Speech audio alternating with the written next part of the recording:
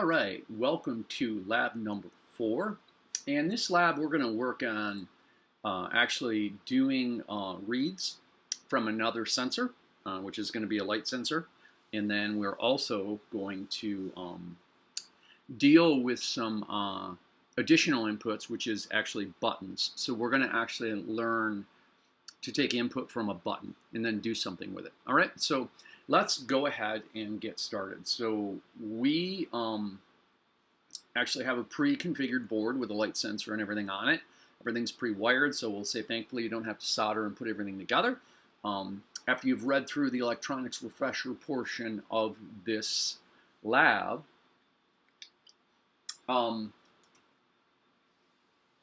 obviously we move into creating a new sketch, which I have on screen. So let's go ahead and begin that. So as usual, let's start with our normal. So we'll do this as lab 4. And of course, you should have your working in pairs, multiple names on that. We're in groups. Now, we need to declare some variables, right? So as usual, so we need a pin, which we talked about, analog being on the left side of the board. I'm not going to go through that again. And then digital pins on the right side of the board. So we know analog pins are on the left. So, we're going to say, digital pins are on the right side of the board. So with that in place, let's do this. We're going to do a constant because we don't want it to change, integer. Okay, and this is the light sensor. So we're going to call this light sensor. We're going to make that pin 5. All right, and again, just because I chose that. That's the only reason. So hang on a second here while I move some wiring around. Now,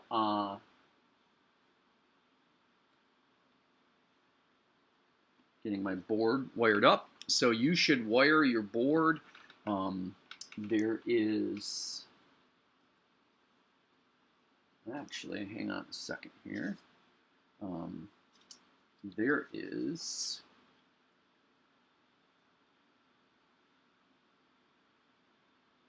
So the pin 5 is analog on the left, and that needs to be plugged into the light sensor position, which is on the right side of the prefab board. If you have questions, obviously get with me. And then, of course, we need to plug in to pin 3 our button output, which is on the left side of the board. So that, again, I'm going to make a constant because I don't want it to change. That one, and we're doing a little out of order of the documentation, but it shouldn't be a big deal. So we're going to do button equals 3. So variable or pin setting for button. Let's see here. We also need a constant int for LED 1, which we're going to make pin 5. And then we're going to do a constant for LED 2, which will make pin 8, just because I like to choose those pins. Okay. Let's see here. We also need something else. We need a variable to hold the values from the light sensor. So let's do this. Let's do float sensor value. And we're going to set it to 0 to begin with because, we want to set, we're setting it to something. So we'll go ahead and do that, and we'll do variable to hold sensor readings. All right, so we've got our setup done. Well, I should say our integer declarations or our variable declarations. Let's move to void setup. We need to declare a pin mode for the button, right? Because guess what? We have to tell the board what we're going to do with that position. It's either input or output. So we're going to say, okay, so we're going to call button. So the way the pin mode works, previously we've done output. This time, we're going to do input. So we have to declare this, we're using this pin position as an input. So set up button pin for input. All right, awesome. We're also going to do serial.begin, because we want to turn on serial communications, which will be important for this lab, as it will be for many. However, so we'll turn on serial comms. All right, so setup is pretty much done. We also want to build our function for serial output. So we're going to do void serial output because it's such an originally unused name. And then we're going to do serial, and we're going to switch it up a little bit. Serial print. We can use a serial print function as well. So we're going to do light sensor value equals. So we want to know what that is, remember? So we have to kind of play with these things a little bit to figure out how they work before we consider our code valid and functional, right? So be very important. You know, you've heard this a couple times. You'll hear it probably a couple more. When you get to your final project, if you don't know how to troubleshoot your code and your hardware, you will not do well. I am not going through serial output multiple times because it's fun for me, okay? So you need to learn how to leverage this to test your code and make sure your code and hardware are functioning correctly, all right? This is something that you need to get down. This is where a lot of people fall on their face and they run into trouble, all right? So I would say very serious skill to learn. So, and we're going to do another serial.print. This time we're going to do the sensor value. Actually, I'll say light.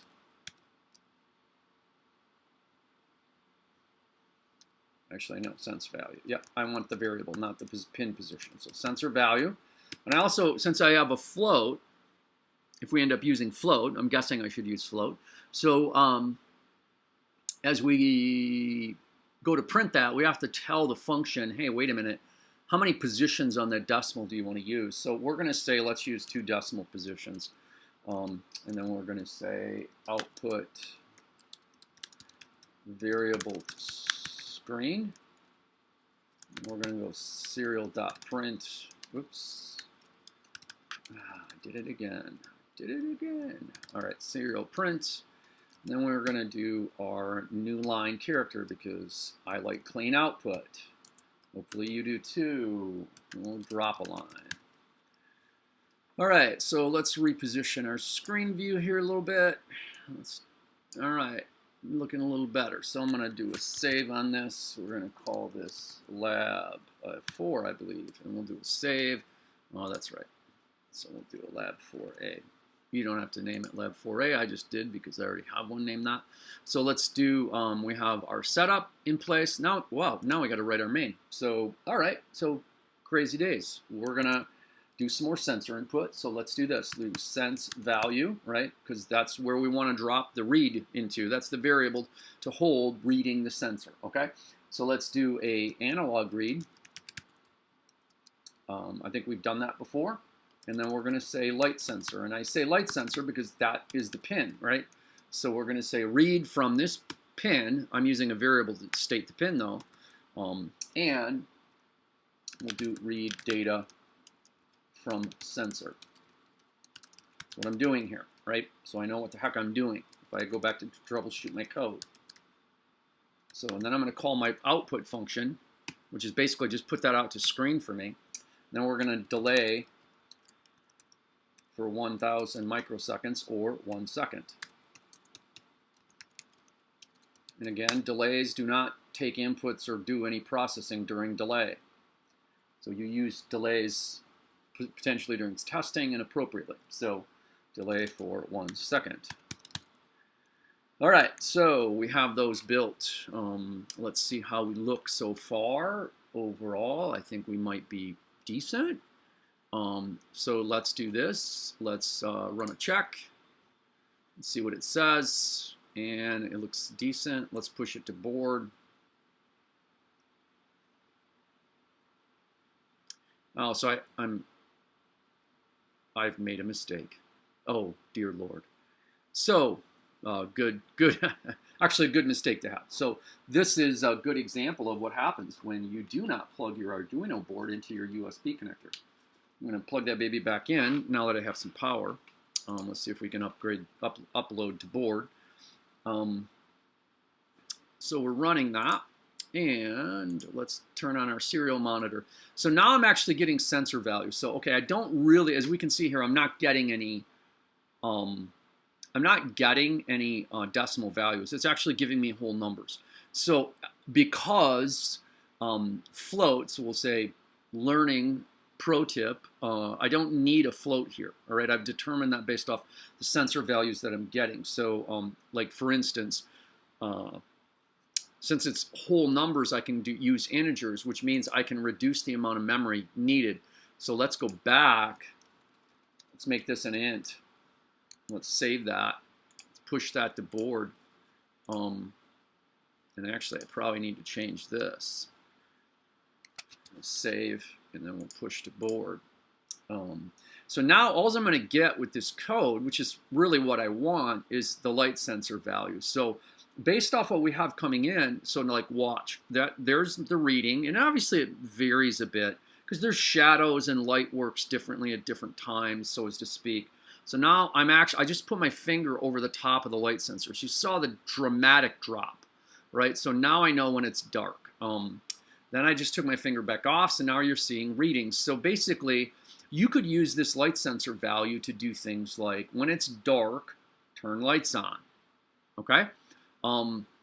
So that's cool. That's pretty cool. We're pretty happy with that. So now you could write code that says, you know, if this, do that kind of thing. All right, so now what we want to do is we want to do something along the lines of a button read, right?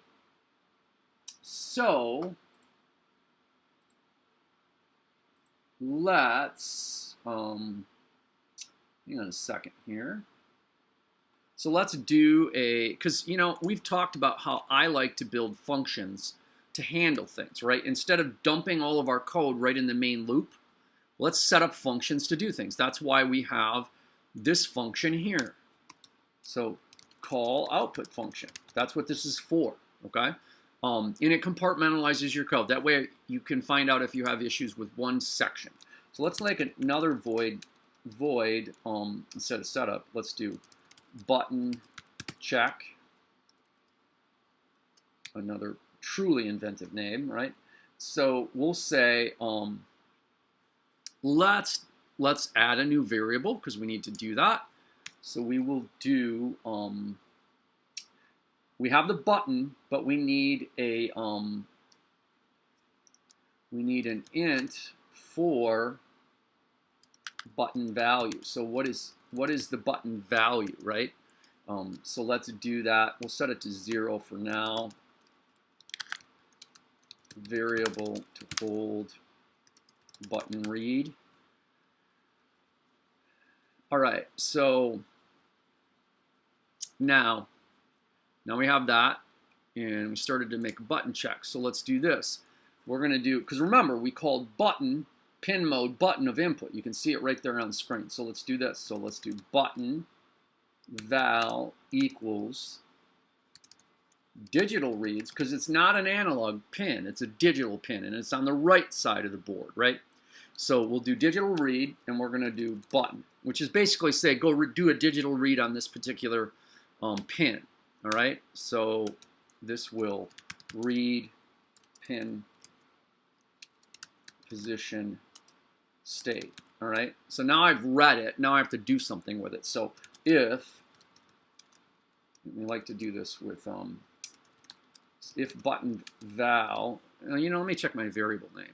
Oh yeah, it is with a cap, so I'm kind of borking that. So let's go fix that. Otherwise it's going to yell at us later, so we might as well fix it now. So equals equals, okay, so high, because high means I'm actually getting input, right?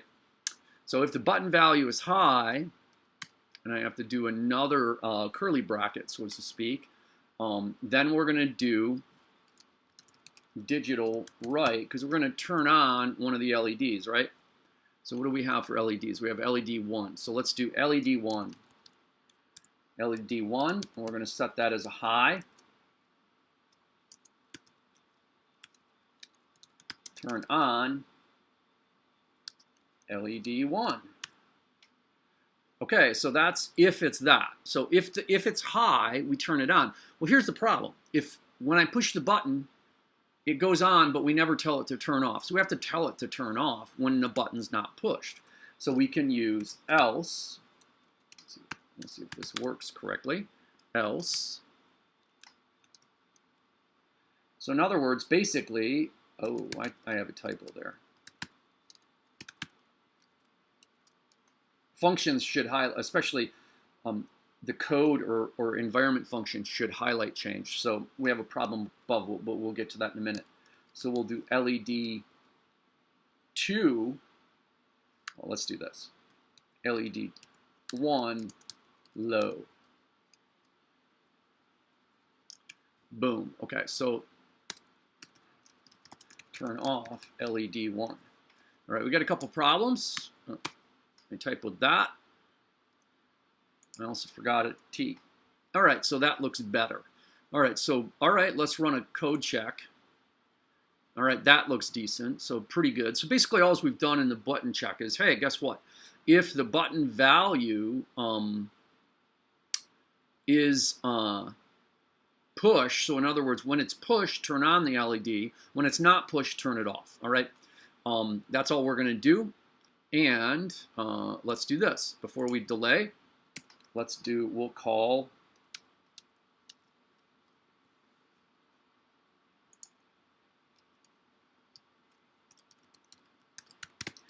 see if I named that right. Yep, I did. So looks good. Call button check function. Save or check, upload. So right now we're seeing this, but let me do this. So when I press my button, my light should come on. Okay? When I let my button off, it should go back off. So we need to make sure, if you have not wired them, you should have, let's see here, 5 and 8. So right now, when I press that button on my board, obviously you can't see this on screen, but my LED turns on. Okay, and it only stays on for the duration of me holding it. Okay, so that's cool. So what we could do is, let's say, for instance, we have an indicator light that shows, you know, when things are dark. We want something to turn on. So let's do this. Let's go, we do an analog read for the light sensor. Okay, so let's do this. Let's change this a little bit so that we have a button check. So let's do this. Let's add a new function, because like I said, I like to put things in functions. So light read. So I'm reading the light sensor. All right, so let's make sure that, yeah, okay, so that looks great. So if, we'll say if sensor, this one is basically going to be if sensor value. Okay, so let's look at this. If the sensor value is, let's say, less than or equal to, let's just, we know, like right now, watch, I'll put my finger over the sensor. Fingers over the sensor. Saw how quickly it started to change. So let's say anything below 300, we want to do something. So if it's less than or equal to 300, okay, I'm going to do something. So I am going to do LED2, we'll actually do this, digital right, LED2 high. All right, so basically I'm turning the LED on if it's dark. Then I'm going to say otherwise if it's not. Otherwise, I am going to do digital right LED2 low. So in other words, turn off. turn off LED 2. Turn on LED 2 when dark. I'm going to save that. Oh. Let's see here. What did I mess up? If, so we have an exit status else without a previous if. We have a previous if there. Oh, that's what I did wrong. See, you can't put that in there. So, you know, learning lesson. So let's do that. Let's do a verify and see if she likes it now. All right, looks good. Let's push to board. All right, we should start getting light readings here in a second. Okay, excellent. Looks good. All right, so what I'm going to do is cover the light. My light turns on. Okay, so my light is on. I take this off. Take my finger off the light sensor. Light goes back off. I press my button. The other LED 1 turns on. You can hold that, hold the other, and same thing should be happening. So, oh wait, actually, nope. Hang on a minute. We have a problem. As I should have been paying attention, but that's okay. This is a good walkthrough. So I did not add my light check or light read into the main. And it can run, but I got to call it. So we'll do light read call. Let's do call light read function. Let's try it again now, skippers. All right, so let's push this. Let's see what she does. Oh yeah, and see, now that I look at the board, things look great. So I put my finger over there, light's going on and off like it should. When I press and hold the button, I can have both lights on at the same time. I can have both lights off at the same time. So this is a great way to take inputs, okay, and create outputs, or in essence, you know, or turn on actuators, so as to speak. So this is, I'll say, the beginning of the lab. What we want you to do now is complete out and meet all of the requirements listed at the end of the lab. If you have questions, obviously be sure to contact me.